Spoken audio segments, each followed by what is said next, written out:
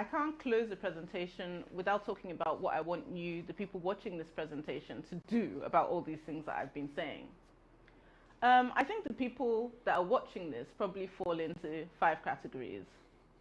Young people, and my message to young people is around the fact that we've really been too quiet about the changes that we've experienced, that we know are coming, that perhaps people of older generations don't quite see in the same acute way that we see.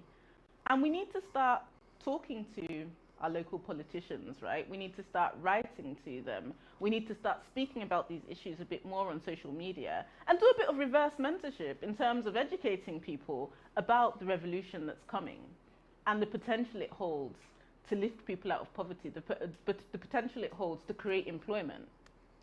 The second group is the big Nigerian big men and African big men. And by that, I mean people that have built very large traditional companies. African rich people have been quite traditional in their investment choices. So they invest in treasury bills, they invest in Eurobonds, they invest in things that maintain their wealth. But I'd like to encourage our big men also to take a chance on venture capital and invest in some of these funds, because you might not have the same you might not have the same level of assurance in terms of a constant interest rate, but you have a much bigger upside with venture capital firms, the reputable venture capital firms. You have a much larger chance of a 5x or a 10x return that will build that wealth quicker. For the policymakers, I think there's a lot of things that policymakers can do to help these startups in terms of looking at the startup acts that countries like Tunisia have introduced that lower taxes for startups, that give incentives to people that invest in venture capital, also reducing the red tape around innovation and around licensing innovation, and maybe even providing B2G opportunities for these young entrepreneurs. But I don't think the B2G opportunities are as much for the young entrepreneurs as they are for the government. I think that tech has such an amazing ability, or could hold such amazing potential, to reduce the cost of governance significantly, freeing up more money for investments in healthcare and education that this continent so desperately needs. For the media people, I think that write about it, please. Write about the potential of venture capital as opposed to more traditional sources of financing to really drive the kind of innovation that we need on this continent. And lastly, to the international aid organizations and NGOs. You built your own economies from doing business, but somehow you want us to build our own economies by receiving aid. And I think that we both know that that's impossible. We must concentrate on the creation of wealth rather than the alleviation of poverty in Africa. And please, I beg you, don't try and do the investments yourself, because we need people with experience on the continent, people, experienced investors, experienced business operators who have relationships, business relationships that are long-standing to make these investments. Don't be afraid of trusting and investing in the people that you're trying to help. Last slide. My last slide is a bit, I think it's a tiny bit narcissistic, because I'm quoting myself. And this is something that I said on a panel session, but I've been repeating through time, which is, I'm beginning to dislike the term economic miracle. Because economic miracle has always been used to describe countries that have very fast growth over a very short period of time. And the reason why I dislike it is because, in the Bible, Lazarus raising up from the dead, that was a miracle, right? We've only heard about that type of thing happening in the Bible twice. So that can be classified as a miracle. Jesus changing water into wine, I think the only time that has happened is once. So that's a miracle. A miracle is something that doesn't usually happen. Rapid economic growth in a short space of time happened in South Korea. It happened in Japan. It happened in Israel. It happened in Brazil. It happened in Germany. It happened in Estonia. It happened in Singapore. It's happening in Rwanda. It's happening in Ethiopia before our very eyes. This thing has happened a lot of times. So why do we keep on calling it a miracle? It's just discipline. everything we do in business in the next few decades will be somehow connected to investments that have been made in technology and software. And technology holds the potential to lift hundreds of millions of people out of poverty in what is currently the poorest continent in the world. Venture capital as an asset class, the fund managers with the operational experience and expertise and the relationships to make these venture capital investments succeed. And of course, our heroes of growth, the founders, will be at the center of the story around economic growth in Africa. Thank you.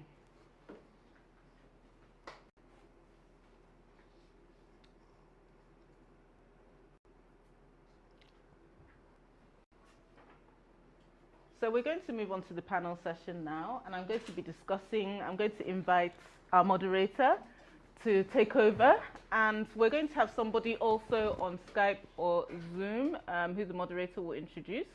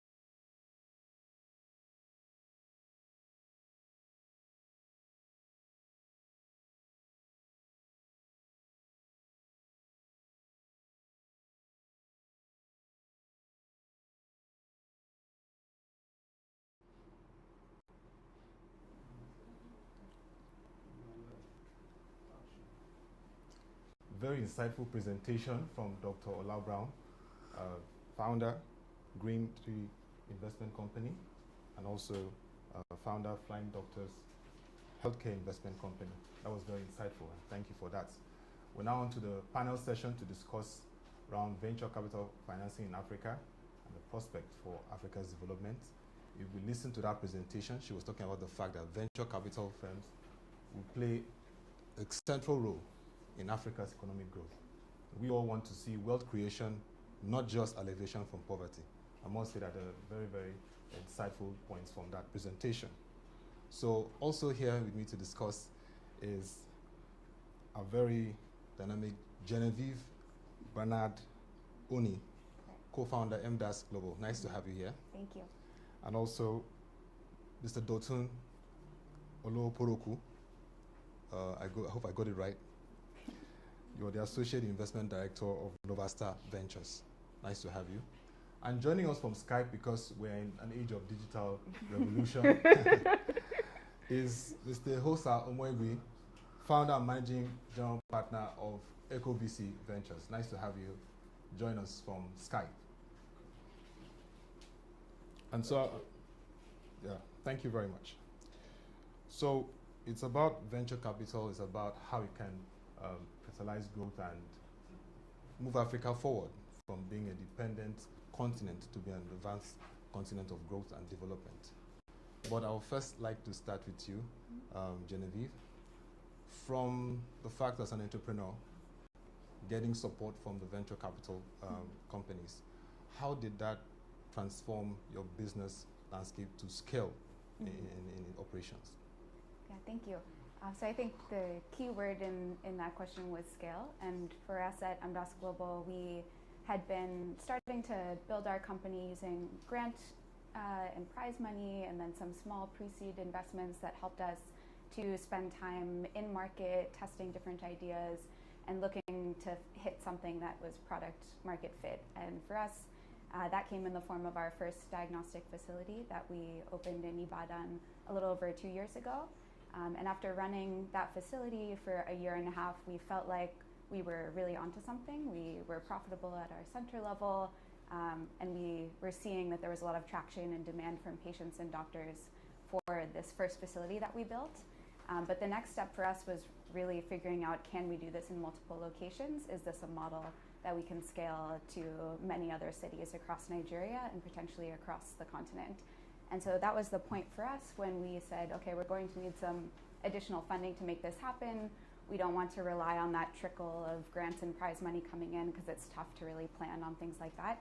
So it was at that point that we decided to go out and look for raising our first larger round, our seed round, in last year was when we closed. And so that was the money that allowed us to test this next stage of our company of, can we go from one successful pilot site to opening up multiple more centers in different cities and really proving out the replicability of our model. And in terms of what attracted these investments, what from your learning point were those things set in place in your business that really attracted this high caliber investments? Yeah, I think the slide in our pitch deck that made most investors excited was the one that described our traction so far. So the fact that we were actually already in the market, that we had a pilot facility up and running, we had data from over a year and a half of running that facility. We could show that this wasn't something that just existed in models and in pitch decks, but something that existed in real life. And a couple of our investors that ended up investing in us, they actually came out and visited our center, some of them coming from the US all the way to Nigeria, to be able to come and visit that site, talk to our patients and doctors, and see that this was a business that already had traction and was ready to start scaling to more locations. So I think for us, having that experience in the market and being able to show that, hey, we've been here working in Nigeria, working in this sector for an extended period of time, was something that helped investors feel more comfortable investing in our company. Okay, so I'll get back to you, Genevieve. Very interesting story. So, Mr. Dotun, first, for setting the background and context for our discussion today, just like to know the inspiration around the setup of your VC. I mean, it was very insightful to hear what Dr. Olabrown has talked about Sequoia and how it has invested hugely in these companies today who are transforming the American capital market space. So the inspiration around the setup of your company and how this has been able to boost investment and the space in Africa. Yeah, so I'll answer that question in two ways. So one is the setup of Novastar, which I'm not a founder of Novastar. I joined Novastar quite recently in the history of the firm. Yeah. Novastar started about 5 years ago, 2015, by two gentlemen. So I'll start that, and I'll also talk about my own journey into venture capital world. So Novastar started, like I said, 5 years ago, 2015, by two gentlemen, Steve Beck and Andrew Carovas, who Andrew has always been a venture capitalist right from 1995 or thereabout. Actually, this is his 14th fund. And he was involved in investment in the UK, so lastminute.com. So you said 14? 14th 14th fund. 14th investment fund. Yeah. Wow. That's remarkable. So he's been raising funds. Actually, in the early days, pre 2000, he actually a lot of money was going to venture capital firm and also startup. He actually took a fund public. In those days, you can take a fund public, to public market, and raise money into the fund. So actually, it was so successful that he took his fund public and invested in a lot of companies, pre-dot-com bust, and still continuing in venture capital world. But Andrew's passion has always been making a lot of impact and doing great things for actually people that are underprivileged. Because he is a British boy, his family, he was born in Lesotho, or Swaziland, one of those. And he grew up in Ethiopia. His dad used to work as in the diplomatic community. Yeah. So he saw the disparity between wealth, where he lived, and poverty around him. So he has always been passionate about that. But when he moved to the UK and was a venture capitalist, okay, what else? And so okay, I could actually, he started investing his own personal money after he left the other fund. So actually I could go back to Africa and then do something more better than just giving people aid and handouts. So he had that passion, but he doesn't want to do aid and handouts to people. But that's why people that want to save Africans do. He doesn't want to do that. The initial concept. They believe that there are loads of entrepreneurs in Africa who can solve problems in Africa, rather than just white person giving them aids.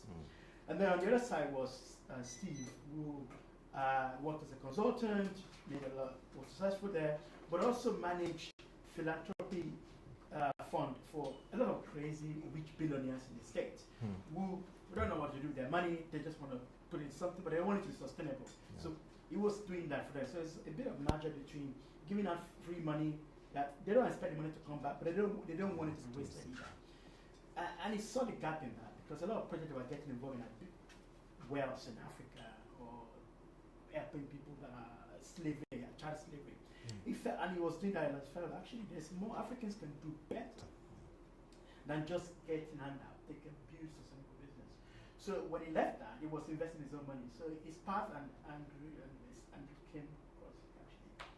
We're passionate about, there's a crossing. We're passionate about the impact, but we know that commercial venture way is another way to solve that problem, to make that impact. So that was the story behind Novastar. And the thesis was basically, how can we use commercial venture as a tool, as an asset class, to create significant impact in the continent? That is the story. And the idea is that they will only invest in businesses that the commercial success of that business is dependent on solving problem for the biggest market in Africa. And the biggest market in Africa is the low income. It's not the high class, it's not even the middle class, it's not the people in this room. The low income class. It's the people, the driver, the trailer driver, or your gate man, or those are the people, and not even the bottom of the pyramid, which a lot of NGOs get fixated on. Not people earning less than $2 a day. It's people that are earning between $2 to $7 a day. They're earning money, but where they're spending that money on, the value chain they're spending money on is broken. Is that it's too expensive, or not accessible, or not affordable for them. So entrepreneurs that can solve problems for that, either make it affordable, accessible, or more efficient, and solve problem in that vertical, we make a lot of money, because that's the biggest market in Africa, but also creates a lot of impact. And that's the idea behind Novastar, that we're going to invest in businesses, either selling to that market, making that affordable, accessible, or efficient, or buying from that market. And that is the story. And it's tied up to that is that we want to make commercial returns. Okay, we're not impact. We want to build successful, innovative, huge businesses, like Ola was talking about, massive businesses, but we know that we can do that by eating our cake and having it, which is solve problem for low-income mass market, but making a lot of money through that. And that's the story behind Novastar. And my own journey is a bit not as similar as that. I was an entrepreneur. So my background was I was an academic. So I did a PhD in environmental management. I was doing postdoc. So you switched from the academia to and I started a business in the UK. Raised money from venture capitals as well. Scaled. Was successful to exit through partnership. So didn't lose. It wasn't a $1 billion business, but I didn't lose my shirt either. Then I became an angel investor, and then started building a firm called Startup, trying to do entrepreneurship development program and consulting, and realized that I could make better impact in Africa by being the fund again. And so tried to raise a fund and then joined Novastar last year. I think it was a great switch from academia and making much impact as an entrepreneur and hope to see much activities too from you. Dr. Olabrown, your presentation was very insightful, like I said earlier.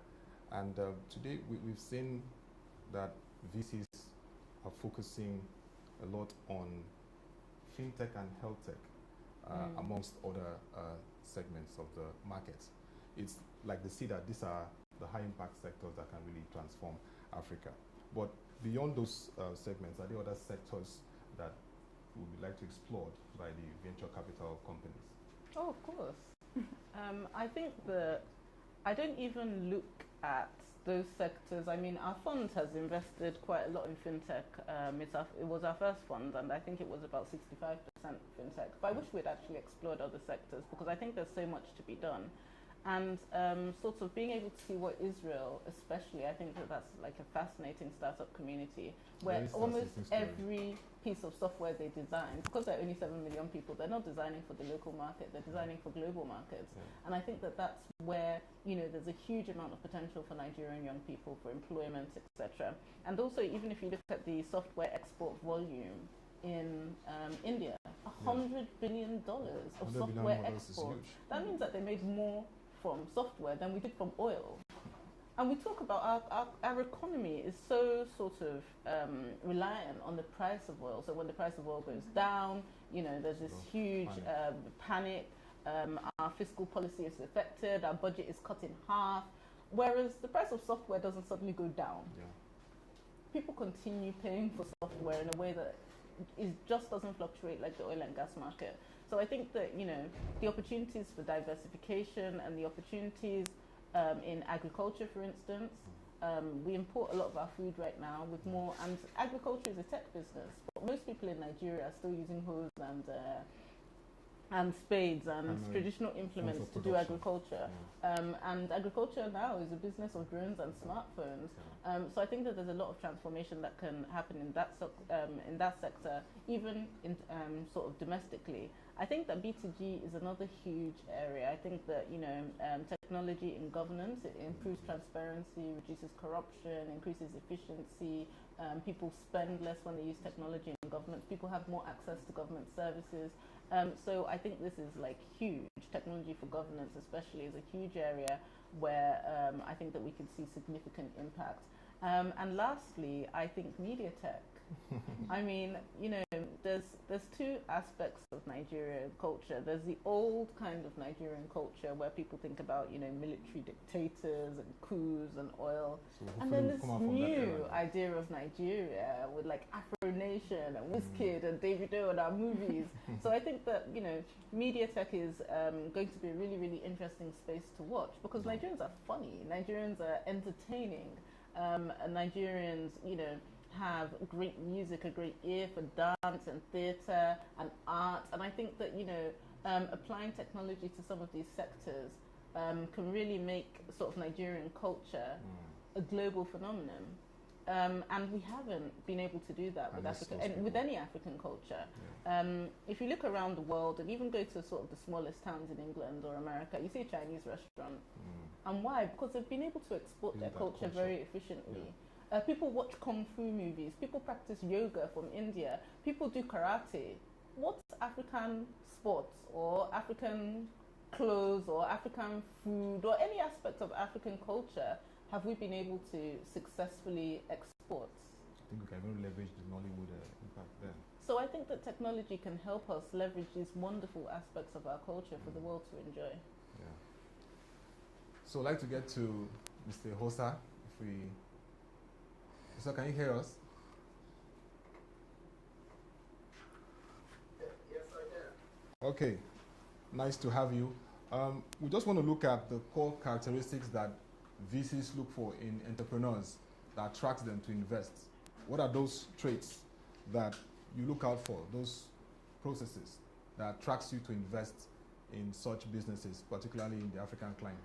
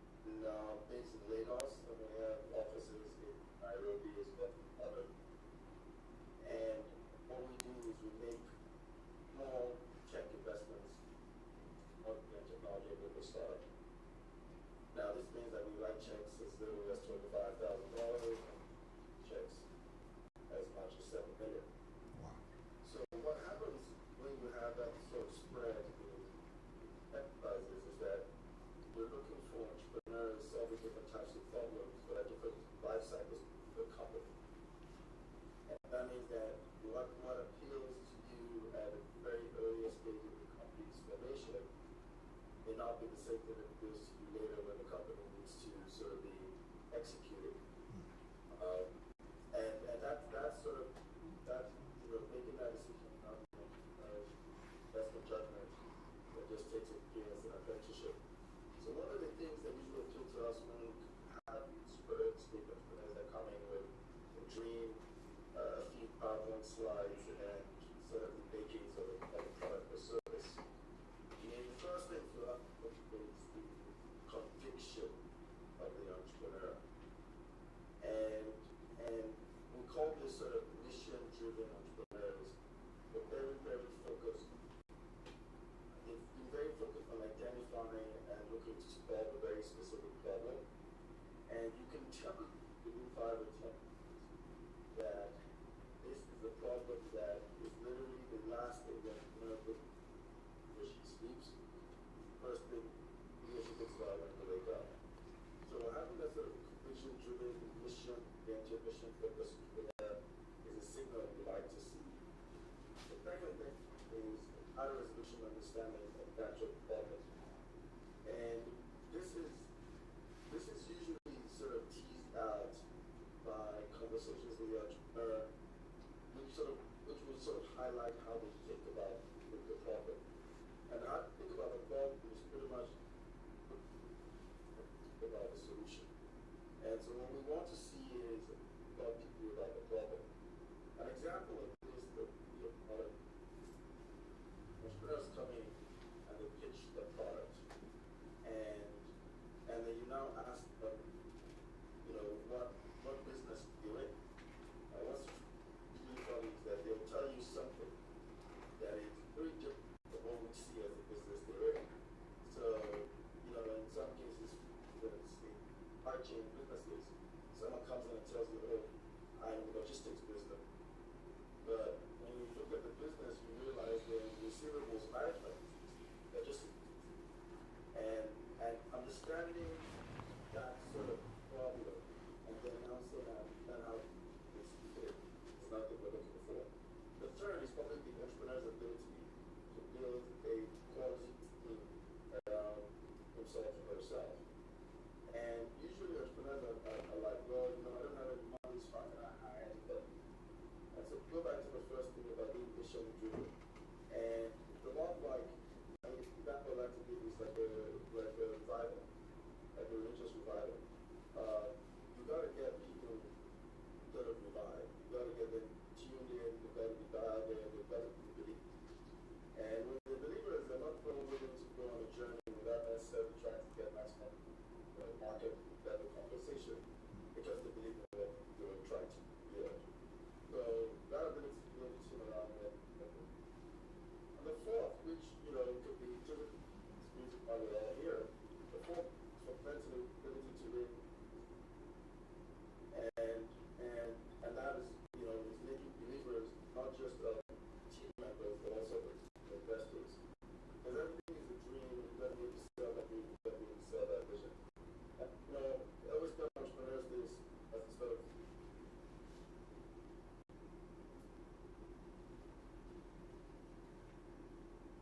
I think it's like, well, he has laid out some points, and I think we'll get back to him when our technology helps us. Mr. Dotun? Okay. All right, Mr. Dotun, I must thank you for your contribution. We've heard about the fact that we need to have mission-based entrepreneurs. They are mission-driven. We have heard the fact about the conviction. We've heard the need for them to also have a central theme in the business line, and also be market-driven, because these are the key ways they can transform the continent with their business. I remember back in university days, the former Africa Development Bank president, late Baba Kandaye, had this vision that Africa would be transformed by entrepreneurs, not the aids they're receiving. So when Dr. Ola was talking about the fact that wealth creation as against the poverty alleviation and aids we've been receiving, I knew that we are in that phase. But, Mr. Doctor, I'd like to get from you again advice to companies in Africa who want to scale but also have to handle the issue of their equity. Venture capitals are coming in. How do they structure that process to ensure that these VCs come in and they can really achieve that scale and desire. So I'm trying to understand the question. Is it how they manage the equity not to give too much away, or how to structure the business so that venture capital can invest in them? Structure it in a way that the venture capitals can invest effectively in their business. Yeah. So the first thing I'll say is that not all business are venture backable, and not all business should be venture backable. Okay, not all business should. Not all business should take money from venture capital. Actually, most businesses do not take money from venture capital. Okay. Most of the business that we see, things that we're wearing, and a lot of things that we see today, they're powered by small businesses, and so there's this attractiveness to headline. So and so company raised $5 million and $10 million and other stuff. That makes a lot of entrepreneurs to think that the only way for me to be successful in a tech world is to raise money from venture capital. I'm sure also we attest to that. There's so many businesses that pitch to us and say, hey guy, you're better off just building this thing yourself and making money, and you're happy with your family, and buy a house in Ikoyi or Lekki if you can, and go. Because once you take money from venture capital, one, the business must be, the market must be huge, and two, the business must be scalable. And scalability is a factor of many things. Innovation, technology, or thereabout, but the innovation in business model itself. And can you run faster than the everyday person and capture a lot of the market? Because you must be able to create enough value for venture capital investment to take the money out. Yeah. So Ola talked about 3x, 5x. The business must have that value to be able to give us 5x or 10x. And you must have enough value for yourself as well, and for the people that work with you, because it has to grow really fast. And it has to create enough value for everybody that's involved. But not all business can do that, and neither should all business do that. And if you run a pure water business, you could make a decent life for yourself and send your children to school and pay school fees, rather than taking money from venture capital like us, who will push you or who will demand from you to go really fast. But that business will not be able to grow faster than just selling to people in Ogudu and Lagos, because you cannot scale it beyond that. So that's the point one. Point number two is, if your business and the market you are, if your business and the business model you're applying is scalable and the market is huge, then you should be thinking of venture capital. And you should be thinking of it in the sense of not just I want money so that I can be a big boy. It should be about you should be thinking of it from the perspective of resources. Yeah. That I'm building a jet, I'm building a rocket ship, and I need fuel to make it go fast. To make it go fast than the closest competition, so that I can capture the market quickly. Like Facebook could not be a successful company like it become today without getting money from venture capital. Because you cannot grow that user base quickly enough. And also, you need a lot of money to be able to validate it. So if you're thinking of, I need our resources, the market is huge, I'm utilizing a scalable business model, and it's innovative, then you have to think in terms of not how many shares do I want to have and how much I want to keep to my equity and be the chairman and the orga patapata of the company. It's about how much do I really want to capture this market, and what sort of resources do I need to get there? And if you can, it's okay, in the next 18 months, I'll need $5 million to be able to maybe validate some hypotheses. Then you now think, okay, how much do I think I can give out to get that $5 million? And how much would Ola or Egosa want to take from my company? And it now becomes a matter of... And then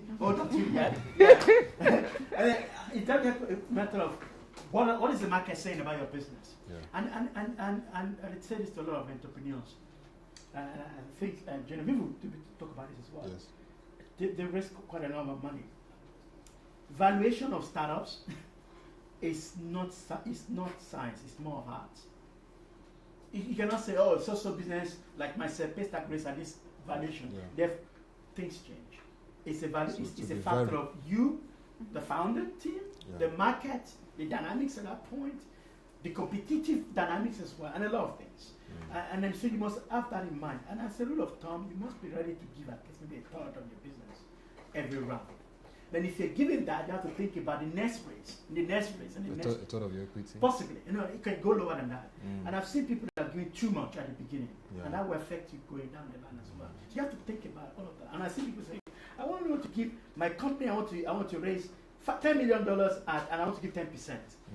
And that's hey, dude, what is this? It's not really. So it's those dynamics you have to think about. And it's more of art than science.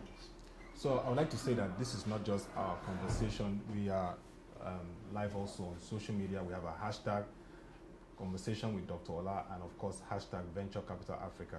So you can send your questions to us, because venture capital is the big thing, as we're hearing, that can transform Africa, and we don't want to be left out as a continent.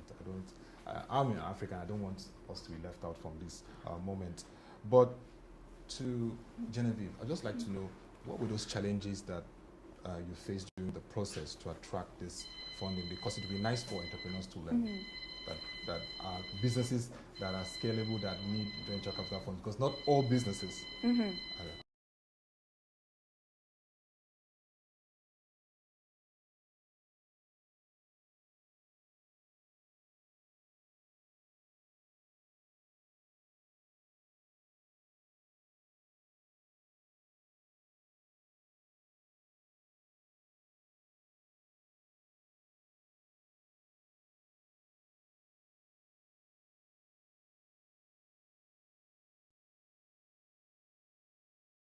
Down to what is it specifically that you want to prove about your business? What will that specific amount of funding allow you to do in the next 12 to 18 months? And then after that point, will you be ready to raise again at a higher valuation, and will you have created enough value? So 100% agree with all of those points, and that was things that we as a founding team, I have 3 co-founders, spent a lot of time thinking about as we came into our seed round. And also understanding that it is definitely an art. So I graduated from business school last year, and we did lots of beautiful modeling around how much a company should be worth and all these different ways to figure out what a value of a company is in a spreadsheet. But reality is very different from that, understanding what the market appetite is, what comparables look like in your specific market or in your specific sector.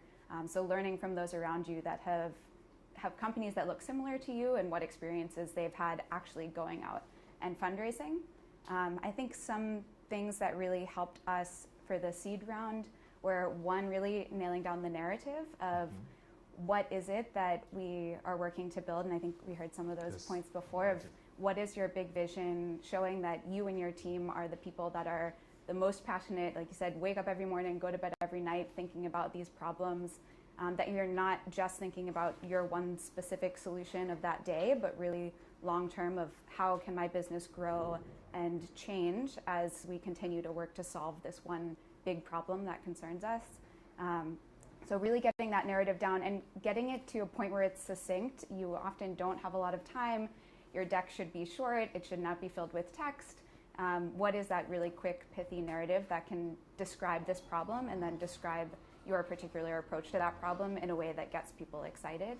And then also realizing that fundraising, for me, the 2 of the big learnings were that it takes a really long time. People say this, and I don't think I was fully prepared. I knew those words going into it, but was not fully prepared for just how long. And again, my experience is just one of very, very many, but for us that was true. Also that lawyers are very, very expensive. So all of these negotiating back and forth. That can really have much affordable costs for those kind of business. Definitely. They're extremely helpful, also very expensive. Good to know that going in. And as many people will say, it is a process that will involve hundreds of conversations. So one thing that we did was we had this investor pipeline where we looked at probably 500 potential VCs, angel investors, in different places where we could get funding. And then went through a process of narrowing down, okay, what is the sector focus of this VC? When was their last deal? What does their deal flow look like? Can I talk to entrepreneurs in their portfolio? Trying to get a sense of who will be a good fit for you. And then going out and just having those conversations, practicing the pitching over and over and over again, trying to be really scientific about it. So after every conversation saying, all right, what feeling or sentiment did I get from that VC? What questions were they asking me? Were their questions signs that they are excited about this market, or were they signs that they have never been to Africa before? So I think being aware of who the person is that you're talking to and looking for people that are going to be excited about your business and can be a good fit for you. And I'll say talking to other entrepreneurs was one of the best things that I think we did and will continue to do as we grow. So looking at people who are maybe a couple year, 1 year, 5 years ahead of you and getting their thoughts on specific VCs and their own experiences, and then more generally about what that fundraising process looks like for them and what are both the high level tricks and things to look out for and ways to be better at pitching and selling your company. And then even the more specific detailed pieces of, can you give me a warm intro to this person, or can you help me refine this slide in my deck? So going high level and then also super specific. So those were some things that really helped us out. Interesting story, Genevieve. So for Dr. Ola, at the 2019 Africa Early Stage Investors Summit, one of the key things that was raised was the need for the VCs to stop looking at Silicon Valley. I know you gave us the analysis of how Silicon Valley has now transformed the American economy and the markets. At a point, it used to be Exxon, Walmart, and those big companies. Today, it's Apple, Amazon, Twitter, and Facebook transforming the space. They want a tailor-suited solution for Africa in terms of the model for investing. VCs investing in Africa. They should not be looking at Silicon Valley only, but Africa is the place to be. What are your reactions to this in terms of those kind of models that attract more VC investments into Africa? You talked about Israel, 7.1 million people, but they have a lot of VC activities there. I think that every market is unique, and not every market can be grown using. We can learn a lot from the Silicon Valley investors, because I think the Valley sort of has a really innovative culture. I think the Valley sort of kind of gave us the structures that we use for investing, the structures of LPs and GPs together. So the Valley has given us a lot of ideas, but I think that whenever you're creating something, it may look different in a different culture, in a different environment. It often looks different from what you see elsewhere. And I think that Africa may have even different structures in terms of our investment. And already in the private equity world, we're seeing a lot of people doing permanent capital vehicles as opposed to the 5-year funds that close. So they're more continuous funds. You don't see that a lot in America. They're still very traditional, but we've had to evolve that model to look at models that work for Africa. And the type of people that work in African VCs and PEs are also different. Most people, like Dotun, they've run a business before. Like, they've had to be on the ground. They're ex-entrepreneurs, or they're people that are very operational.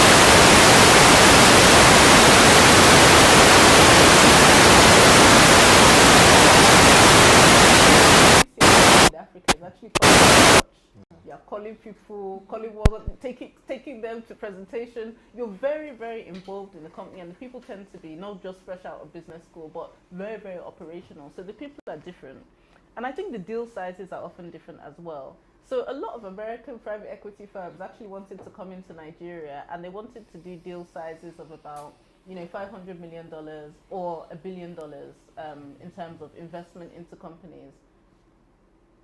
There are only about 30 companies in Nigeria that do in revenue $500 million, and they're looking for companies that could take that capital inside. So I think that they talked to Uncle Aliko and maybe a few of his, maybe three people, and left. They couldn't find the deals that they wanted. They couldn't find the deals of the size of the capital that they wanted to deploy. So I think the people are different. I think the deal sizes are different. I think the level of involvement that you have to have on the ground is also different. I think sometimes the structure can be different as well, in terms of some people do continuous funds. Some people have done investment studios, for example, which have different structures. And I think that we'll continue redefining what that GP-LP structure means and how we can raise money. And I think that local investors as well have different expectations. America is rich. So Size and everything. you know, we are seeing, and let's not forget, we're seeing our first rich people, real rich people, sustainably institutionalized rich people. They're still alive. We're looking at them. Whereas America had those people like 100 years ago.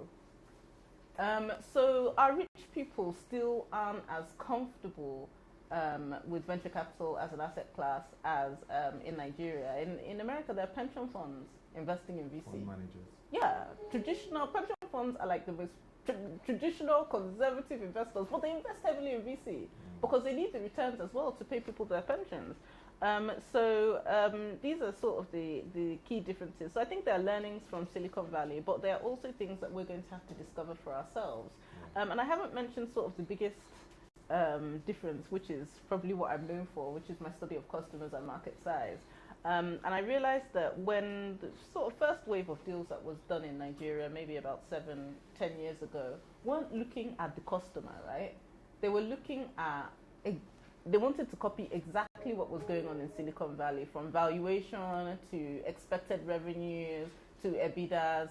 And what we have to understand is that California, on its own, has a higher GDP than the whole of Africa. So if you are doing business in just California state and you don't leave, which many Silicon Valley businesses do, I think it's like 50% of deals done in Silicon Valley are companies based in that California. Even if you don't leave, you still have a bigger economy to play with than if you're in every single country in Africa. And it's not just a bigger economy, it's also in terms of spending power. It's also not having to deal with borders, not having to deal with different currencies. As far as I know, maybe they're not going to have coups. I was going to say no risk of epidemic, but I can't say that anymore. I can't say that anymore. Like, so when I was doing this analysis, I was saying that, okay, you're not going to expect Ebola to break out or any infectious disease, but today, obviously, I can't really make that point. But it's deeper markets and a more stable macroeconomic environment. But what we do have in Africa is a big market in terms of people, in terms of consumers. It's a huge market with low spending power.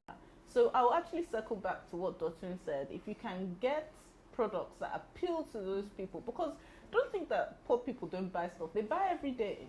And they have standards about what they want to buy. And there's a whole study and body of work about bottom of the pyramid psychology. They don't want something that doesn't look good just because they are poor. They don't want something that is tacky just because they are poor. They want something that looks good. They want something that feels good for them.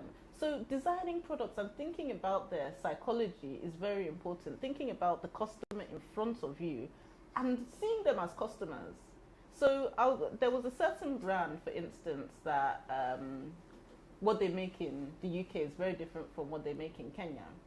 And what they made in Kenya was giving people irritations like skin irritations, etc. There was a huge revolt against the brand because that brand assumed that just because people were poor, that they wouldn't mind using something that was substandard. That's not always true.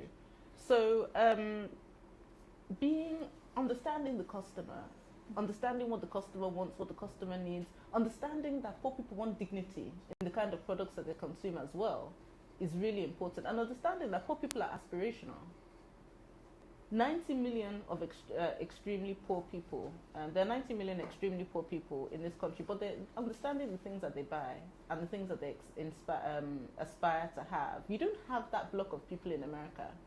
So all the consumer psychology reporting in America, you can't apply it directly to Africa. You've got to look at those customers and do your own consumer psychology, or have a look at India. But don't forget, India is also a very different market. It's a huge market.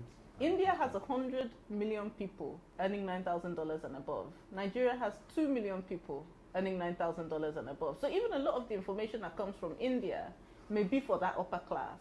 So in Nigeria, we actually have to get out and understand what is the psychology. How do we understand how these people think and reason? What products are they going to buy continually and love? Is there brand loyalty? Or is it just price? And there are so many, there are not enough case studies written about this. So during I think I can mention a few brand names, during the Indomie Dangote fight, Dangote was selling his noodles lower, at a lower price point than Indomie. But those poor people still stuck to Indomie. So I'm saying poor people do have some standards and they do have some brand loyalty, but how much can you stretch that brand loyalty? You also see different ideas of their behavior. So for example, Coca-Cola has been spending, doing concert free, doing all these like promotional events, spending really, really hard on the Nigerian consumer. They have invested in the Nigerian consumer for the last how many decades? Biggie came along with nothing really, just a bigger bottle. I managed to take market from a whole Coca-Cola. So are they loyal or are they not loyal? We don't know. We need to study these things. And the people that can crack it will really probably be able to crack Africa. Yeah. Can I just add two things to something that I said about, actually, I want to go back to that comparison of venture capital, the way it's done in Africa and the way it's done. I totally agree with that. We need to radically shift our mindset on how do you design and operate venture capital in Africa. We're still in the early stage of venture capital as an asset class in Africa. When I started coming to Nigeria 3 years ago, 4 years, the only VC I would hear about, like, hey, go sir, Eco VC, and there are other people. And now we have other VCs around, and then we're still very early, and there are a few things that should be shaping our approach about how do we design venture capital as an asset class in Africa. One is some of the things that Ola said, is we have to think about the liquidity of venture capital as an asset class. It's not very liquid.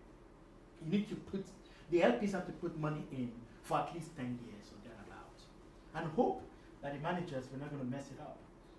And most VCs, they don't return capital. It's a very risky asset class.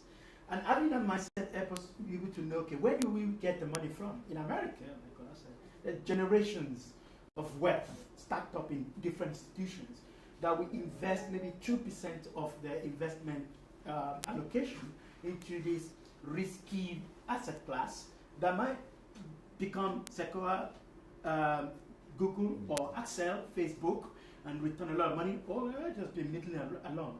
But they are building something. Okay. But in Africa, we don't have a lot of that institution. With our pension, I'm afraid they shouldn't be actually put a lot of money into VC, right?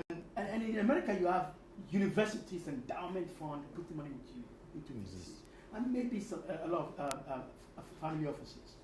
What we see in Africa now, which has been helpful for us, is a lot of European funds who, before now, have been putting money into NGOs and AIDS. That's okay, actually. All for Africa. We can put that money into VCs now. So you have a lot of sovereign wealth who have allocated some money initially for, let's just enable some infrastructure in Africa. But we're not putting that money into VC.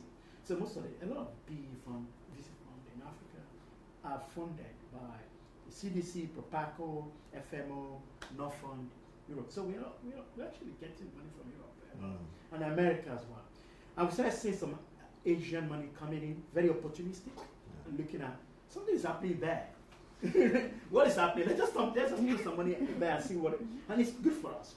But what will happen over time is that it will build a second wave of entrepreneurs who make money from this. So let's say, let's hope that companies like Paystack exit in a good way. Yeah. Now, what would the founders and the top leaders of the company do with their money? Okay, they're going to buy a house, they buy yachts, they want out with the video, but they will also have some money. So actually, I can invest not just in startup as an angel investor, but in a fund.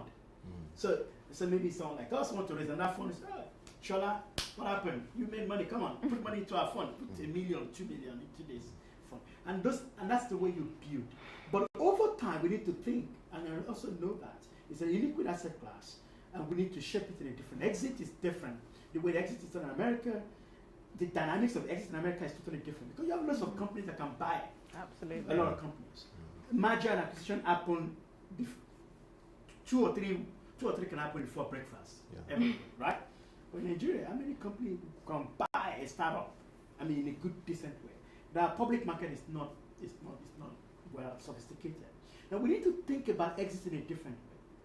So we need to think about how do you exit an African business? And sometimes it doesn't have to be the way we think about it in terms of, okay, go to public market. Or it has to be different. And I don't know, I'm still thinking about it. But we have to think about exit in a different way, in a different dynamics.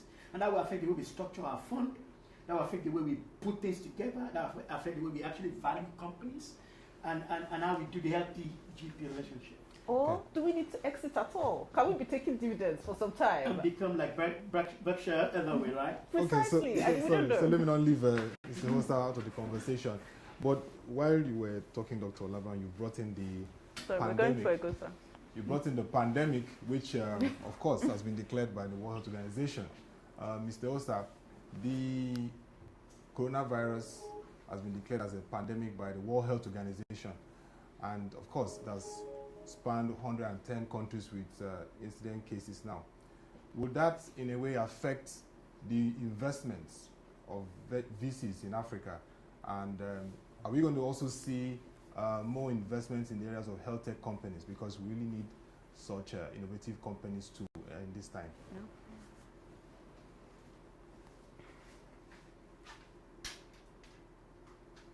Mr. Oster, can you hear me? Can you hear me now? He's muted. Oh, he's muted.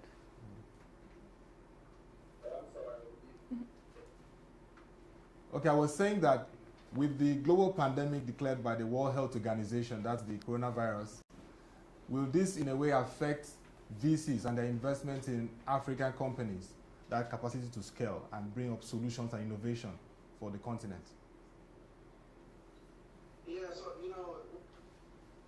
what's interesting, I don't know if you react to that. Can you hear me well? Yes. Okay.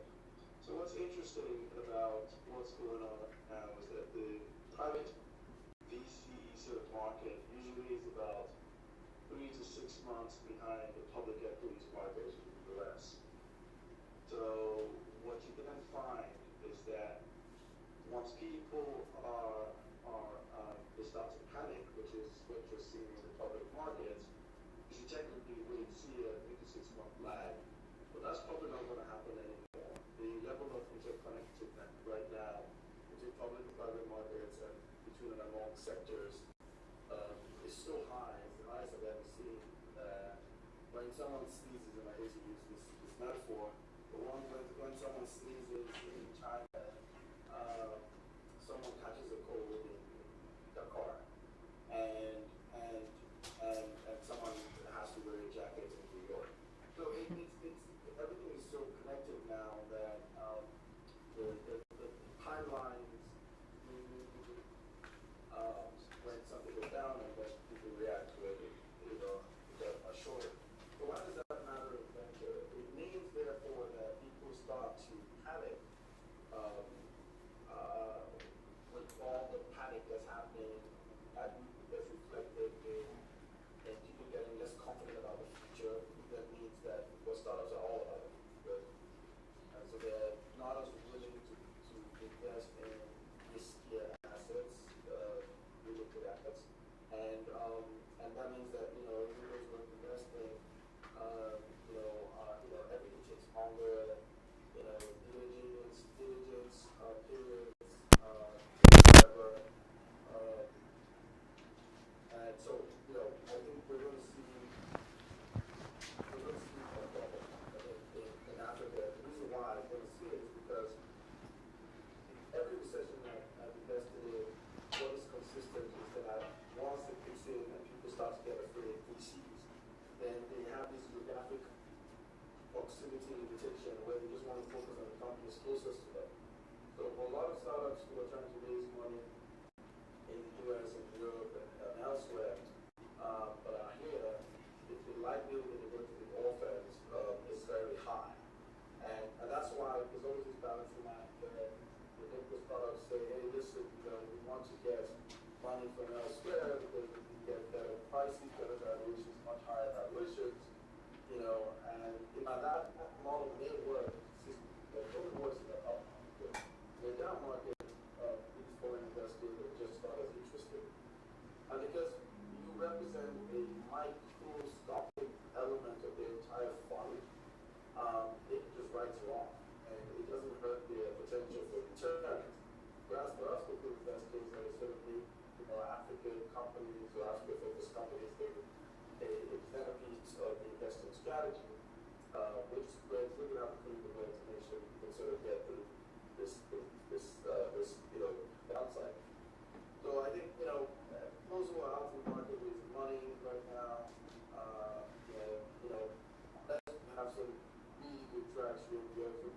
upside, you're just going to get triage.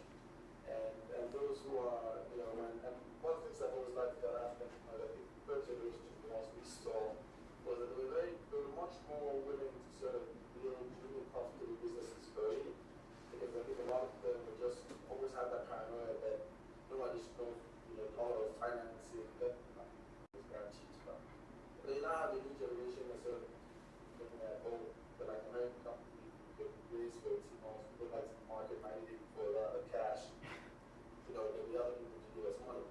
And hopefully this shock to the system will sort of bring people back to that, sort of classic view of company building, which is the best companies always have the least amount of money, raised on the path to profitability. If we figure that out, so that should be good products that fit the market, that solve the market. Okay, so we'll get back to Mr. Host as we begin to prepare to wrap up this session. But I could really hear from him the geographical proximity, and let me just get to you, Dr. briefly on this question, the impact of this pandemic. Would it really affect the flow of VC funds for African companies, and are we going to see opportunities for health tech companies' investments amongst that? The reality is that we don't know. There's so much unknown now, and nobody knows what they're doing. We're in uncharted territory, but what we do know from historicals is that shocks like this, like Agosto said, shocks in the public market will affect the private market. It will affect confidence of people to put money into anything. So it's going to flow down to us. How fast? We don't know. Actually, this could be huge, and this could be fast as well. It could go. We don't know. Okay. So sorry. Please, can you ask something specific to him? What he meant by using the term orphan? Because I think a lot of startups aren't familiar with that term. The chances of raising capital in this economic milestone, will be much harder. And before you go out and raise capital, you really sort of need to look inwards and make sure that you have a business that fundamentally,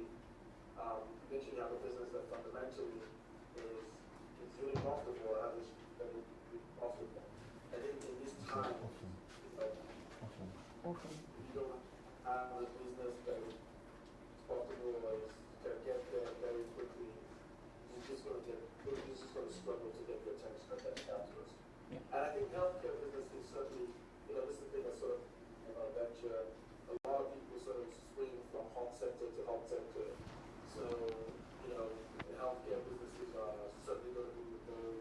We actually made an investment 1-2 years ago for building network surveillance, data capture, network surveillance, and improve disease outcomes for communicable diseases in Africa.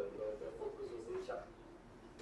And it's the largest platform for data around disease. And what's been fascinating is that because they built this platform to connect different types of diagnostic devices and the like, all of a sudden, we're doing Africa work and then realize that there's nothing quite like that in the US.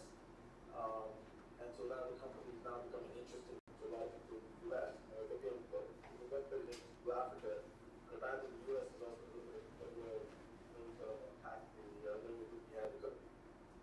But those types of activities are hard right now, and those ones I think definitely will be, raising money for healthcare type because at least in this particular cycle, it's going to be much easier than for everybody else.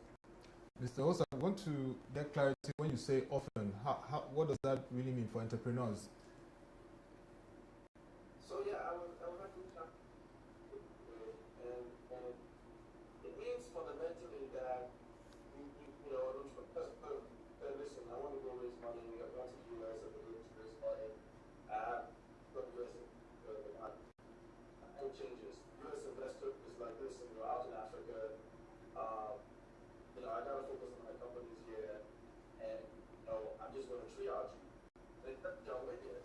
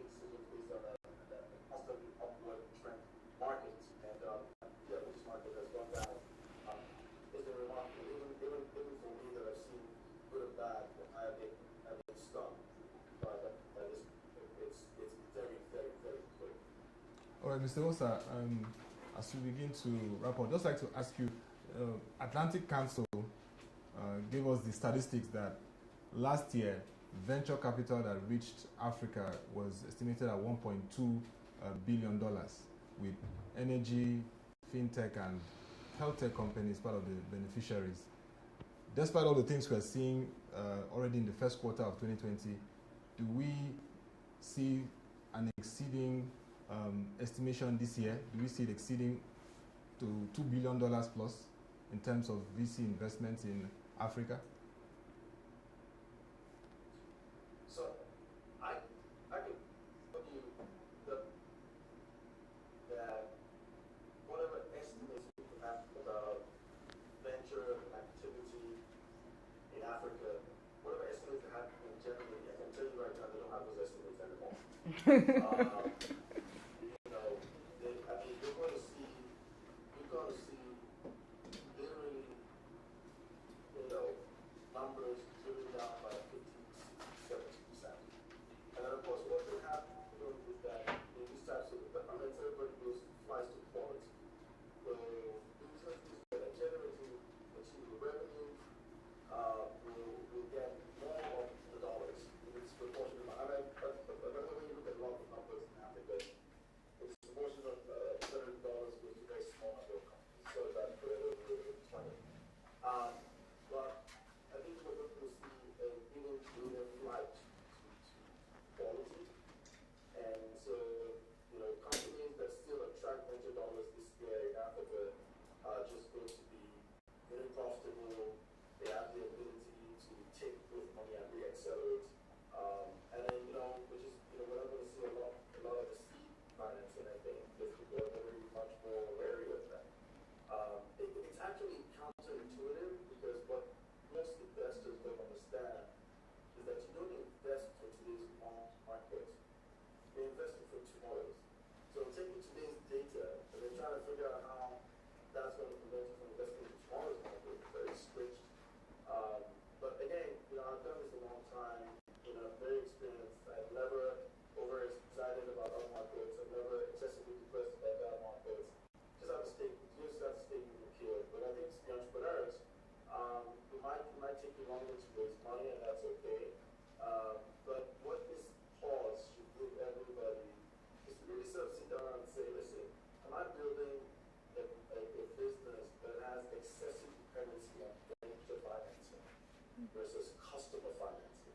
In other words, am I building businesses that here, you know, I need third-party financing instead of actually getting second-party financing, which is, you know, selling a product or service to a customer that's going to pay me.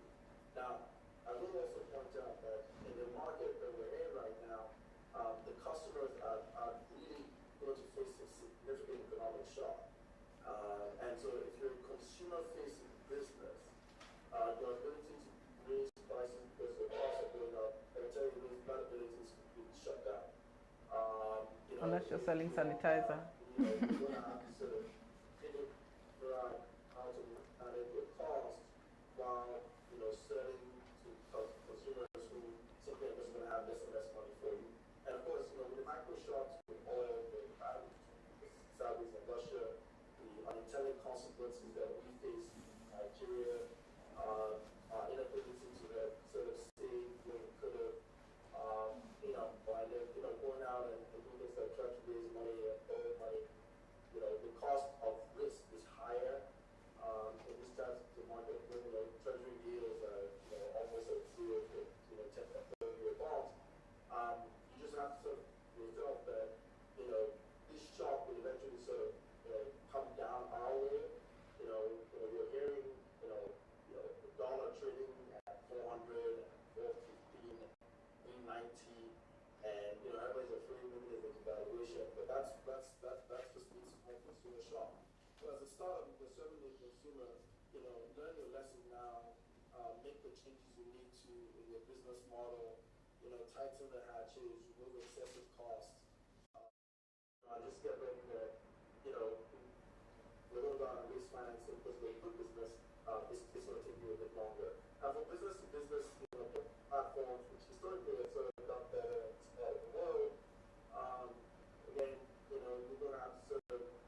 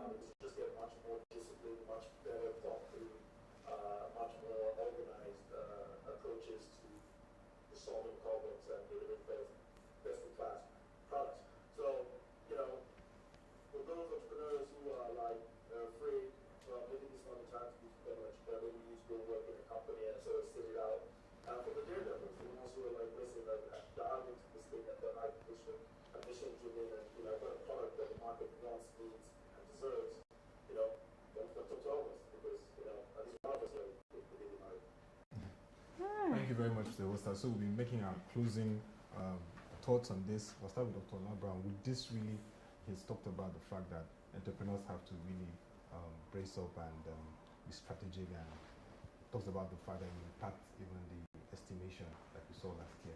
For you, what will really shape these investments?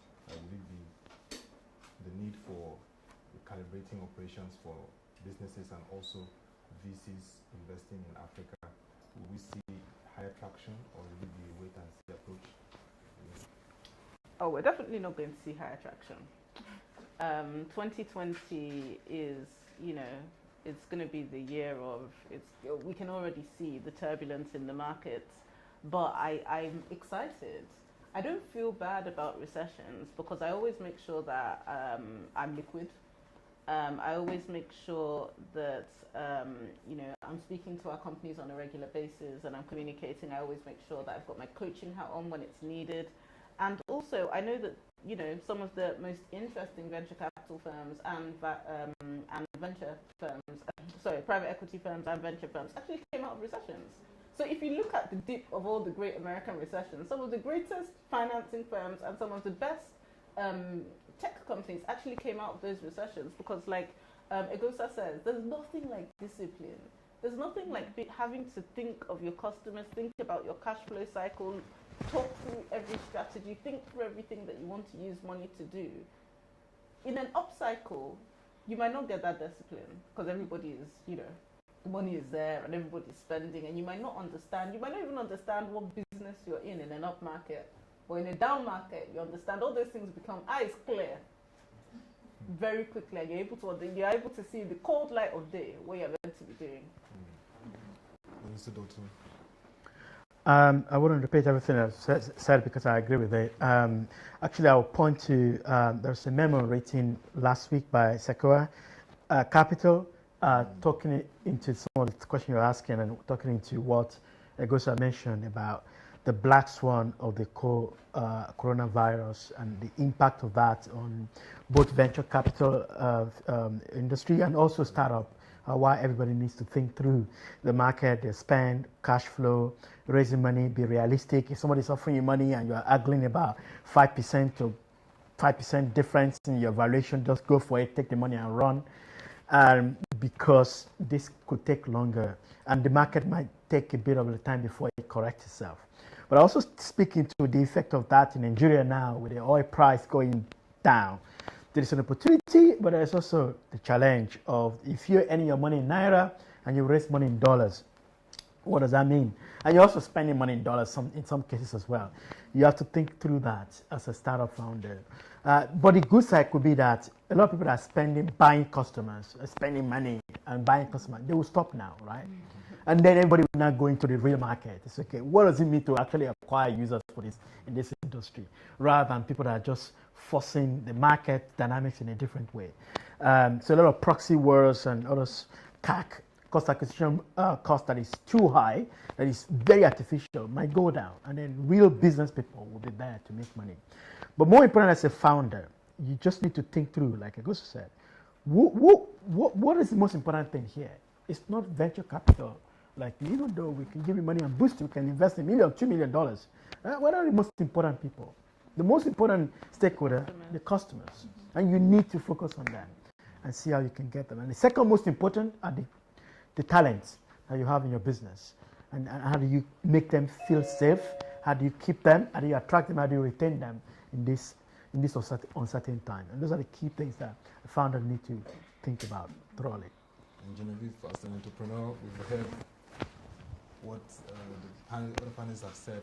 So how are you going to strategize business? How is it going to really impact you, and how are you going to navigate through this?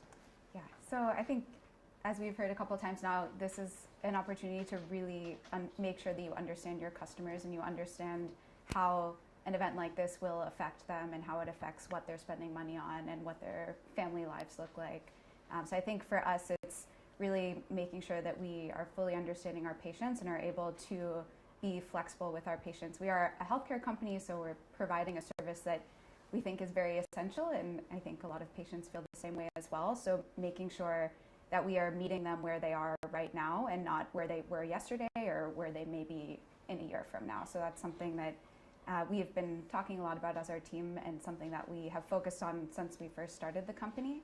And then one piece of advice that I have gotten before from one of our early investors was always knowing where that line of profitability is. If you don't know where that line is, then you're just kind of floating around. You might be on one side of it or the other, but knowing how to be unprofitable and spend more when you are able to, when you're in a market and when you're in conditions where you're able to have those customer acquisition costs be a little bit higher to push in certain areas of your business, but then also knowing how to dial back and find that profitability again, so that you are not dependent on raising that next round in 6 months, so that you are able to have that flexibility as an entrepreneur to provide for your customers and stay true to your mission and vision as a company without that dependency.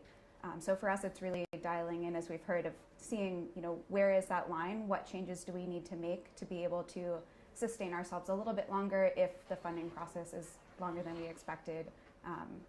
Given what we're seeing today in this first quarter of 2020, it's definitely been not what many expected in the world. So just understanding where that line is, understanding our customers, and having that flexibility as a team to make changes when we need to. There's been a very interesting discussion in the first quarter of 2020 on venture capital finance in Africa. We've heard that it's the epicenter of helping to drive economic growth in the continent. We're not a continent that we're looking at AIDS, but we need to make wealth creation, and venture capitals can really help in that regard. We also understand the need to have more mission-minded entrepreneurs, people that are driven with a mission, who can scale their business with that mission, and who can center a theme around that mission and continue to sustain it to a scalable level. And also the need to develop processes in our business to the level that it can attract VC investment is very critical for companies. And also the need to understand the customer cases and surveys, that even if we have the Silicon Valley preference, but in Africa it's a different story, and there's a need to understand the customer behavior and patterns, and how to approach business cases to suit those situations. Also, we have the coronavirus, and despite all the challenges, Dr. Olabran and our families have said here that it's interesting times for VCs to really do a lot, and reminds us historically of the depressions and that period where VCs came out and really helped to drive economic growth. So it's not downcast, it's about companies strategizing and also making sure that they focus on the customers. And so this has been a very interesting discussion on venture capital finance in Africa. I must first appreciate facilitator Dr. Olabran. It was nice having you. Very spirited, very lively presentation you made first before the panel session. I must appreciate you for that. Director, Green Tree Investment Company, and founder, Flying Doctors Healthcare Investment Company. Thank you for the time. And also the dynamic Mr. Dotun Oloporoku. You were very vivacious in your approach about investment, and interesting to hear from academics to entrepreneurship. We need to see more of that happen in Africa. Associate Investment Director, Nova Star Ventures. Nice having you. And of course, Genevieve Bernard Oni, co-founder MDAS Global. Your story is an inspiration to entrepreneurs, and I believe that more entrepreneurs can learn from this. And we also understand that it's not just about having a business. Not all businesses can be venture-backed, but your story will be an encouragement to other entrepreneurs who have those kind of businesses that can be venture-backed. And of course, Mr. Hosa Mwigwi, who joined us by Skype. We enjoyed his interventions from EcoVC. He is the founder and managing partner of EcoVC Ventures. Our godfather. The Jumobi of VC. Yes. One of the big influencers. Really nice having you today. I must appreciate you for the time. And of course, for our viewers and those here that joined us, and those on social media, I know that we're going to get more engagement and questions from them via our hashtags. We'll be open to them, and of course, we'll reach out to you all where you need your inputs. It's digital world, but I think the most inspiring story is that despite of with the VC's activities and with strategy, Africa has a great and bright prospect. Thank you once again for the time, and have a nice time. Thank you.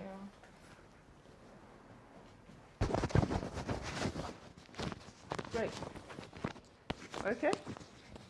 Thank you so much. It's great. Sometimes I do panel sessions with people. Do you know I didn't know that about you, that you started the company before startup?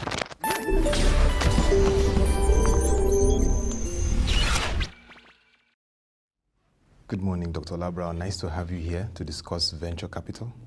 Good morning. We've known you over the years for Flying Doctors, and I must commend you for the great work you're doing in the medical space.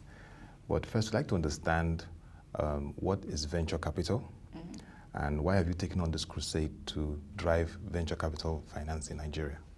I wouldn't really call it a crusade. It's something that I've been doing for many years. When we started our company, we became quite successful quickly, and we're very good at making profit.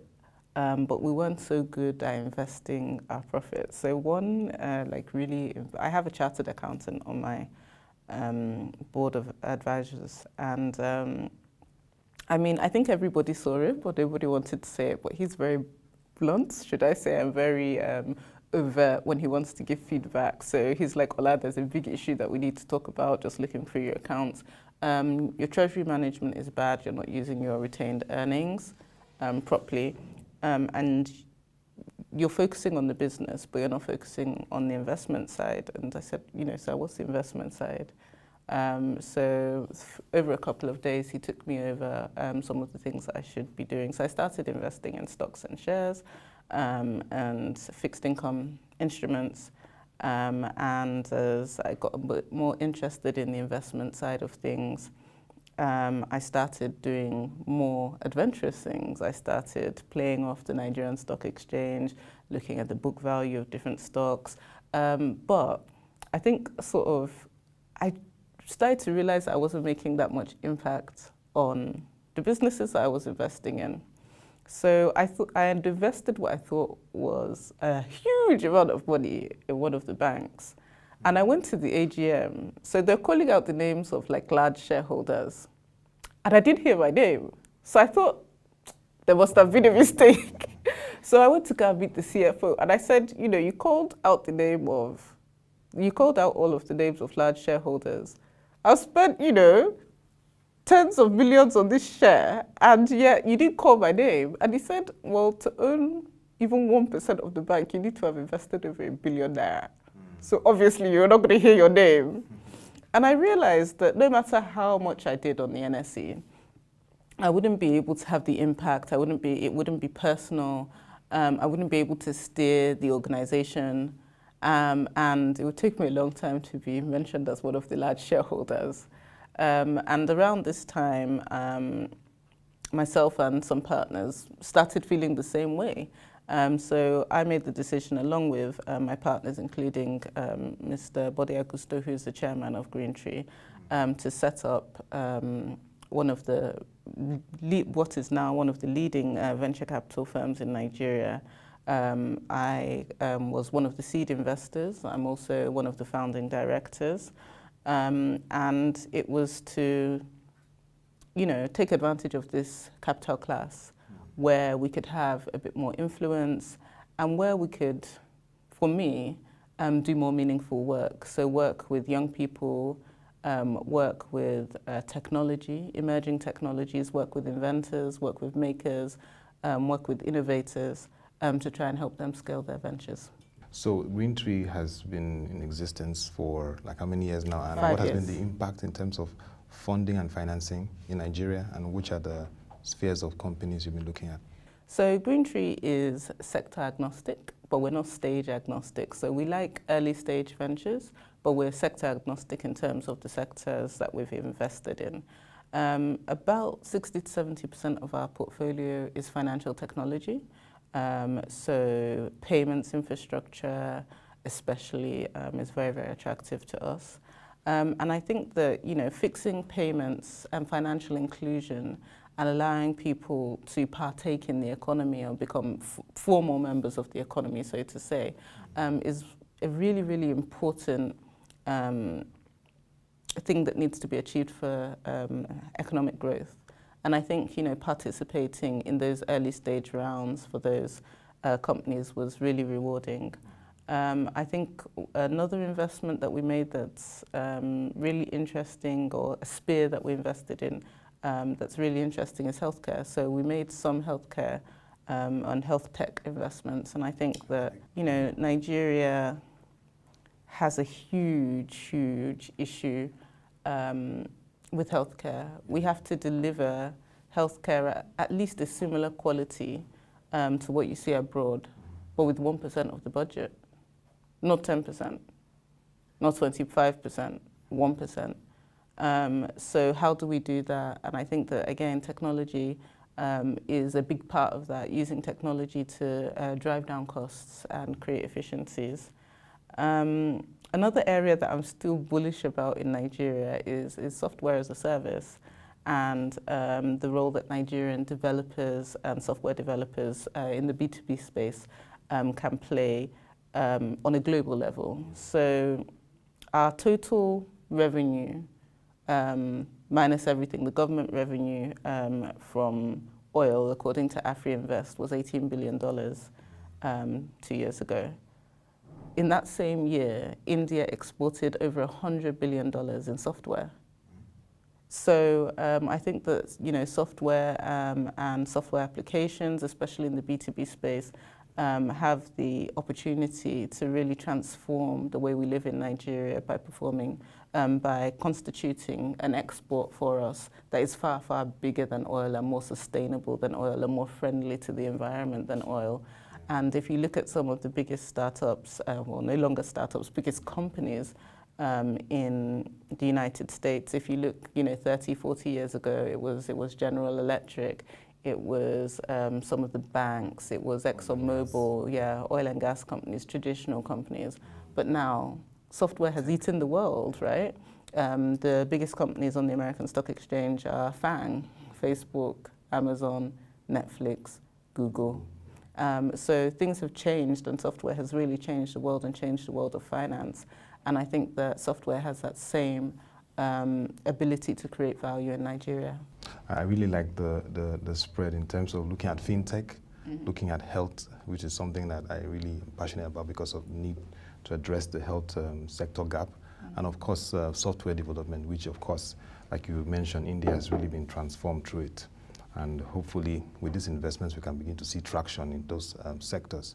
And looking at the macroeconomic level, does venture capital, in terms of investment, when you look at an environment that faces an impending recession, how does that impact venture capital finance prospects? You know, if you look at the history of venture capital from the 1950s to the 1960s, even to the 1940s, venture actually thrived during recessions. And if you look at it, was almost produced during recessions as an alternative source of financing to people that needed it when banks had, you know, they were going through credit crunches and couldn't lend. So as we may be going into a recession or an economic slowdown, I'm excited. I'm like, you know, this is a big opportunity for venture capital to really, you know, cut its teeth as an asset class in Nigeria, because when nothing else is working, we'll still be doing deals. Now, when you look at emerging markets, the key issues around governance. As a venture capital company in Nigeria, and look at emerging markets, what has been the experience? I want to look at governance in terms of the investment space. I think that in some respects, I mean, a lot of people in private equity will tell you that the governance in private equity is stronger than in banking or in the corporate sector. I don't know how true that is, but I know that strong governance is very, very important for venture capital firms. And a lot of people say that, you know, SoftBank out of Japan, they had the Vision Fund. It was the biggest venture capital fund ever. But I think that a lot of commentators on why that fund hasn't performed to expectations, a lot of commenters say that maybe it was partially due to the fact that, you know, it was a small group of people making all the investment decisions, and if the group had been more diverse, and if there was stronger governance, then perhaps they would have made better investments. For us at Greentree, we've always, you know, had a huge emphasis on corporate governance. I think it to makes you talk, make better with decisions. one of, the I companies think that it I found forces you to extremely think. interesting as a medical doctor with a background in research. I've always found diagnostics really fascinating, and I've been so excited to be part of the journey at MDAS so far. So I wanted to speak to Genevieve because she's a female founder, and there's a much lower number of female founders in Africa compared to male founders, and also a lot less venture capital going to companies that have female founders compared to male founders. So there's a lot of unique things about the story of MDAS, and I just wanted to have a one-on-one to discuss the ups and downs and how the journey has been along the way. So Genevieve, when did you start your company? And I'll be asking a lot of questions I already know the answer to for the benefit of the audience. Wonderful. Thank you so much for having me here. This is really fun.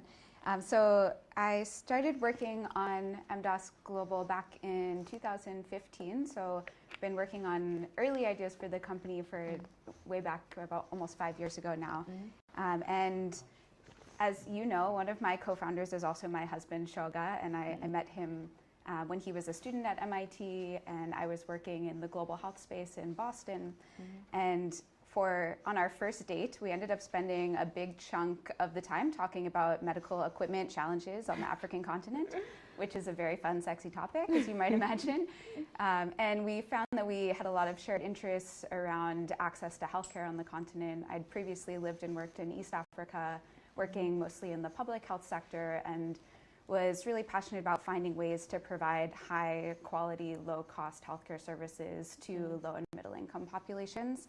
And Shoga, my co-founder and husband, is from Nigeria, and his dad's a medical doctor, and he had seen a lot of the challenges that his dad has faced running a hospital in Ikariakoko in Ondo State, Nigeria, and wanted to start a company that would help doctors like his dad be able to provide better, higher quality medical services to their patients. And the way that we were thinking about that was initially through providing diagnostic equipment and medical equipment. As you know, medical equipment is often a capital intensive part of building or starting any healthcare enterprise. It can be difficult for doctors that are working in low middle income communities to get the money that they need to make a big upfront investment like that. It takes time to earn the money back. So our earliest iteration of the company was around selling, renting, and servicing medical equipment for doctors like my father-in-law. And so, as you know, we worked in that space for about a year and a half, and we were able to provide high-quality refurbished equipment to those types of doctors. We provided full service support, so they knew that equipment would stay operational once it was in their healthcare facility. But what we quickly saw was, even though our equipment was significantly lower priced than a lot of the other options in the market, it was still really difficult to make a case to doctors to purchase or to lease this equipment. And so we felt like we weren't able to get the scale that we really needed. And so that was in 2017 when we said, okay, we've developed all of this expertise in how to source high quality equipment, refurbishing it, getting it into the country, and keeping it operational here. What can we do to take it that one step further and really make sure we're reaching the patient populations we want to? And that's when we pivoted into our current model, which is as a diagnostic service provider focused on clinically underserved communities. So we provide services like digital X-ray, ultrasound, ECG, full suite of lab services focused on patients that are low and middle income, providing really top quality service, but being very operationally efficient in how we set up and operate our centers so that we keep our price points low and affordable for patients and doctors that work with us. And how do you see scale? So I think scale for us can happen in a couple different ways. Our focus right now, after our fundraise last year, which thank you for being part of that, is to show that, so we've been running our one center for a little over 2 years now. We're profitable at the center level. We've seen some great growth at our Ibadan facility. So now we want to prove out that we can build facilities like this in other places, even moving a little bit further down market as well. So can we serve people that earn slightly less or in places that are slightly more rural than where we currently are? So one part of our scale model is building these additional facilities, proving that we can become more efficient as we grow our reach. So thinking about what types of activities we can centralize at the headquarter level. For example, all of the sourcing of the equipment, maintenance of equipment. The more centers we have, the more we centralize some of those operations, we can achieve some economies of scale there. Also things like with our radiologists that we work with, we work with radiologists that are all off-site, so we don't have to employ clinicians at every single facility. We can use telemedicine and e-consultations to be able to tap into those incredible resources of the specialists, cardiologists, radiologists that are in a central location. So we're thinking about building more of these standalone facilities, focusing on places that right now don't have great options for diagnostic services. And then we are also looking at scaling through different partnership models. So we've gotten interest from both public and private providers to be able to co-locate our diagnostic capabilities within existing facilities. And this is attractive because it means there's lower startup costs for us if we're not getting the building and preparing the space, which takes time and money. And it means that we're able to reach a lot more people in different locations and continue to have this kind of supportive and amplifying effect for doctors and hospitals that we work with. So that's another way that we're thinking about scale now, is through this partnership approach. What have you found easy and what have you found difficult about your journey so far? It's interesting, you never hear the easy question. I think people always are just like, it's really hard, right? And it is. I'll start with the easy, perhaps. So one thing that is easy and wonderful about starting your own company is that you are truly building something from scratch. You have that level of control. For me, I have 3 co-founders, and the chance to get to build something with 3 people that I respect and admire so much is really exciting. And it also means that every day you're working on something that you really love and care about. And this is a problem that I'm deeply passionate about, that my co-founders and I are deeply passionate about. And even on the tough days when I'm doing things that I don't love doing, or feeling down or worried about recessions and investors and all of those different pieces, knowing that I'm building something that I care about with people that I care about and with an amazing team is a wonderful feeling, and something that I have to always remind myself in those tough days that this is a privilege to be able to do something like this. So that's something that is wonderful about it. And for me, getting to spend time at our centers with our staff and with our patients, and seeing the impact that we can have on the lives of our employees and our staff, who are incredible and make everything that we do possible. And then also seeing the patients coming through the center, talking to them, seeing what's written on our feedback surveys, and seeing that we actually are having an impact on people's lives every single day is something to kind of constantly be a reminder of why we do what we do and why we have to push through the harder times. Absolutely. So that leads into what is hard, which is a lot. I think there's just kind of this constant pressure and anxiety as a founder, because you have so much responsibility, and responsibility to your investors, to your patients, to your staff, to your teammates, and knowing that there is kind of no prescribed path that you're following. So I'm someone who loves school. I just spent 3 years back in school. School is a great place because there are very specific goals, very specific metrics for whether you're doing well or doing poorly. And it's kind of this prescribed path toward a goal of graduating. And in the entrepreneurship world, as a founder, that path doesn't exist. And that's part of what makes it so exciting, and also part of what makes it so terrifying, is you're making these key decisions every single day that affect a lot of people around you, and wanting to make sure that you're being thoughtful and strategic about each of those tough decisions. So I think it's one of the hardest parts for me, is that kind of latent anxiety that exists at every moment of every day. Now, a lot of global investors shy away from investing in Africa because they believe that Africans have no money. Do you think it's possible to do good in Africa and make impact in Africa as well as doing financially well? 100%. I think we have to believe that doing what we do, and I truly believe that is the case, and that is what we are setting out to do here as a healthcare company, targeting not the most wealthy people in Nigeria, which is a question we get asked all the time is, why aren't you in Lagos? Why aren't you in VI? Why aren't you setting up centers here? And our answer to that is, that's not the population, that's not the opportunity that we're excited about. And as we heard in the last session, there is, although the whole GDP of Nigeria may be not so massive when compared to places in the US, there is this massive opportunity in terms of population size, and for us providing what we see as a really critical healthcare service, a human right for people to be able to access good healthcare and to be able to get diagnostics done in an affordable way. So for us, we believe that if we can create a model where we are providing an excellent service, being very operationally efficient, leveraging technology to be able to do that at a cheaper price point, then we'll be able to create something and create a market within the kind of low middle income patient segment, which is massive, but as we know, the buying power is much lower than what we see in other segments and in other places in the world. I'm very optimistic. I'm going to ask another question, but I need to contextualize it first. In the last few months to weeks, we've learned that healthcare problems anywhere can very rapidly become healthcare problems everywhere.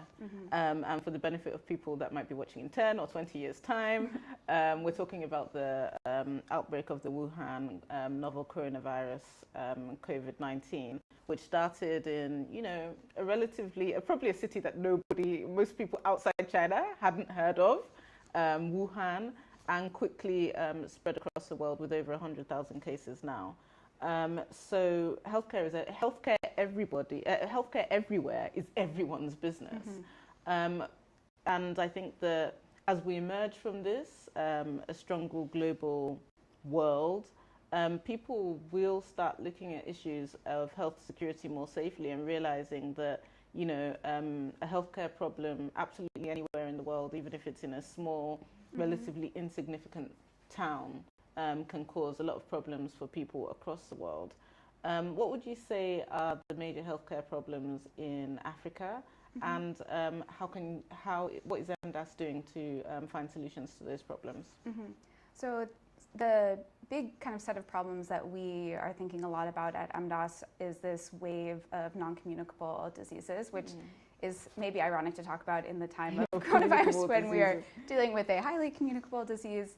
But for us, it's that combination of having the communicable diseases, things like the coronavirus, like malaria, tuberculosis, and then this growing number of patients that are dealing with diseases like diabetes, heart disease, high blood pressure, cancers. And this is something that maybe doesn't cause a lot of alarm in the general population right now, but looking at overall demographics of Nigeria and many other countries around the world, this new wave of lifestyle diseases is going to put, and is already putting, a huge burden on health systems dealing with chronic disease that isn't something that can be cured with a pill in a couple of weeks or weeks of treatment. It's something that patients will deal with for the rest of their lives.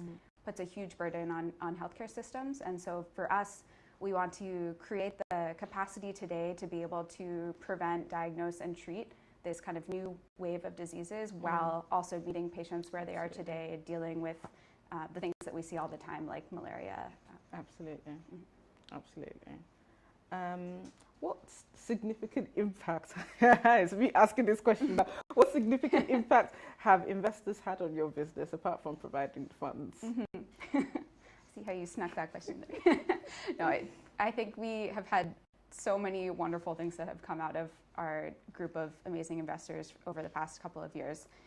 So we had raised a little bit of pre-seed money before this seed round. Our first bits of funding came from grant competitions, from MIT, where Shoga and I were both students, through various programs there, and then also through a family foundation that gave us our first chunk of money. But in addition to the funds, I think it is the kind of connections and support and strategy partners that you get from your investors. And as we went into our current round, that was something that we were looking at a lot of.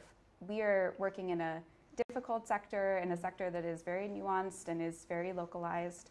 And we need to have people that understand that, both from a Nigerian perspective and then also from a US perspective as well. So we have a mix of investors in our seed round, both Nigerian and US, people that are impact focused and those that are more traditional in their outlook. And we were really intentional about that because we wanted to have people of different backgrounds that are working with different circles, different networks that are able to help us kind of strategize and help us grow.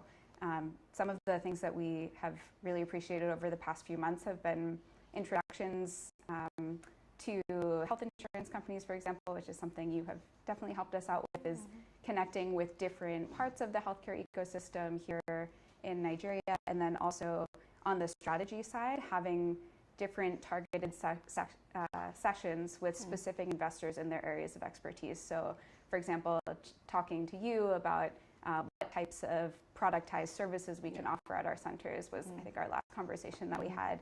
And given that this is you as a medical professional, it's something that you know deeply and can add to our founding team in a way that we aren't able to on our own. So I think that's something that's been great, having these kind of individualized one-on-one strategy sessions focusing on whatever area of expertise that person has. And it helps us a lot. Thank you. Now, this is a really stereotypical question, and I always get upset when I'm asked myself because I just think it's a question that only comes to female founders. But at the same time, I think it's still a reality in Africa that, 50% of women in the north of Nigeria are getting married before the age of 18.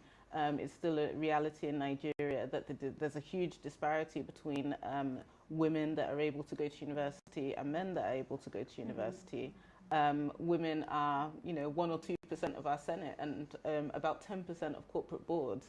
So as much as I hate the question, I know, in the Nigerian context and in the wider African context, it's still a big issue. And I think that a lot of young women that are watching this, young African women, have this question continually on their mind, which is, do you have any peculiar challenges as a woman in business? Are there any particular things that you think that women entrepreneurs need to, or female entrepreneurs that want to build big scalable businesses need to consider? So I think it definitely, there are things that I'm aware of and that I'm not aware of that affect me as a female founder. So I, as I've mentioned, have 3 co-founders. All of them are men, so I'm the only female on our founding team. One thing I love about our founding team is that we are a diverse group of people. We have men and women, we have Americans, Nigerians, all from different backgrounds, and I think that makes us a lot stronger. Going into fundraising, I think it's incredibly important to be aware of the explicit and implicit biases that the people you talk to may have coming into the conversation. And that's always very nuanced. It's not just are men versus women, Nigerian versus American, but being aware that, this person coming from this background with this previous expertise may see me in a certain way. And looking at the types of questions that they ask you, and using that to help frame the conversation. So you're probably right, there's this HBR study from a couple years ago that analyzed VC conversations between entrepreneurs, and they looked at the type of questions that female founders versus male founders were asked. And they found that 2/3 of the questions asked of female founders were kind of prevention-focused questions. So they were negatively valenced, like, do you really think the market's that big? Whereas men were asked, how fast is this market growing? And I think for me, reading that article and saying, hey, this is something that could happen to me as I go into these conversations, and then listening for those implicit biases in the way that people talk to us and the way that people describe our business, and then countering those types of prevention questions with our big vision and with our positive outlook for what we see as the opportunity in Nigeria for our company, what we see as the opportunity as a diverse founding team with both men and women. For me, as particularly in relation to fundraising, it was developing that awareness to hear the subtext behind the questions that we were being asked. And then always countering, not with the defensive, but with the, this is the opportunity, this is why we're doing what we're doing and are excited about our business model. So that's a piece of advice I would have is, listening for that. You may not think, I think sometimes I'm like, oh no, I'm not treated any differently. But then when I take a step back and actually listen for that subtext, you'll realize, okay, that was implicit bias coming through that I need to be aware of and counteract. And then I think also within the founding team, we all provide very different perspectives on issues. So recently we were having a discussion as a team around how to develop our maternity leave policy. And for me, I feel like it's part of my responsibility as a female founder in that group to be able to speak really strongly for the women that are in our company. And so that's a place that I feel like when we are entering those types of discussions where sometimes we've had people tell us like, oh no, don't hire women doctors because they'll get pregnant and leave you. And that's something I feel incredibly strongly about, saying, no, like we're going to build our company in a certain way. We need to have this diverse group of people in our teams. And so being able to have those really open discussions as a co-founding team and making sure that all of our diverse perspectives are heard. And then because of that, we're able to gather a much wider range of information and input before we make any strategic decision about our company. Fantastic. Where do you see MDAS in 5 years' time? So in 5 years, okay, no more Corona, hopefully. So in 5 years, I hope that we will have expanded across the country and be in other sub-Saharan African countries as well. So our big goal with this current fundraising round was to reach between 6 to 8 diagnostic facilities, and then after raising this next round, as we look maybe 18 months into the future, that will be hopefully a large influx that will enable us to expand across Nigeria. So for us, it really is about penetrating this low middle income market, primarily focused outside of the big cities. And so that's our main goal, is looking at how can we build that distribution.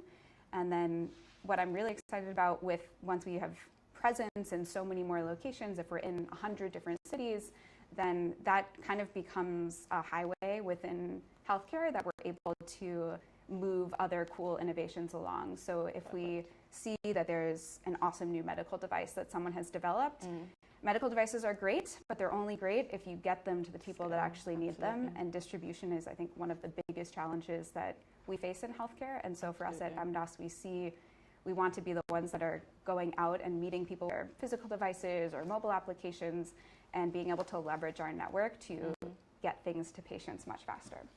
Okay, my last question is, it was Women's Day last week, and a lot of women in Africa were super excited about this vision, this idea of equality, this idea of gender equity. And I know that there will always be lots of young women across the country watching you now and thinking, oh my gosh, I want to be just like her, how do I do it? And these women may not have our level of privilege. We got to have university educations. Our parents didn't say, your brother can go to school, but you can't. We weren't married off at like 17 or 16. I just wanted to put that in context because we're talking to a whole variety of women with sort of different life experiences.